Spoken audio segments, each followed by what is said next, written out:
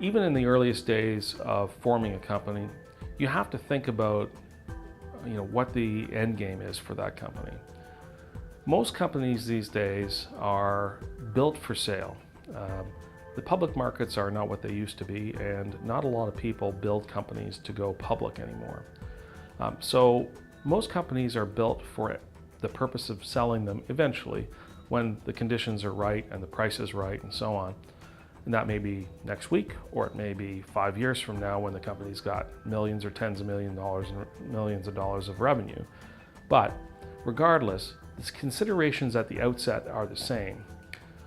You need to think about what the consequences will be 5 years from now of actions taken now in the context of a sale of the company. I'll give you an example.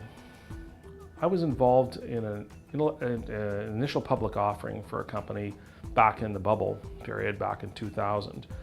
That company had been around at that point for about 7 or 8 years. It was fairly successful. The underwriters were doing due diligence on that company in connection with the IPO and discovered that one of the original founders of the company, who had not been with the company for a number of years, had not signed an intellectual property assignment agreement. So the brakes were kind of put on the offering while the company went out to try to obtain an intellectual property assignment agreement from this original founder. That founder thought, oh, I have some leverage in the transaction, so I will be able to, get something from this.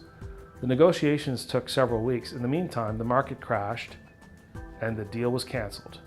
So that's an example of what can happen if you don't have something as simple as a 2-page IP agreement, at the outset with one of your founders or one of your key employees. That's an extreme example, but the same considerations apply for all companies. Do you have agreements with all of your founders? Do you have agreements with all of your employees that clearly indicate that the company owns its intellectual property? Because this is going to become an issue when your acquirer looks at you and looks at whether you own the technology that you say you own, or your underwriters in your initial public offering, if that happens to be what you do. The same applies to things like the terms of your shareholders agreement. If you have a shareholders agreement which clearly provides for a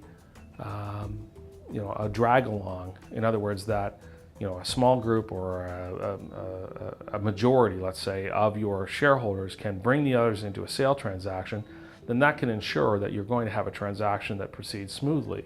If you don't have a drag along, you can have situations where people play the opportunist. For example, if 90% of the shareholders decide they want to sell the company, but one shareholder is reluctant, they may feel that they have a leverage and attempt to extract more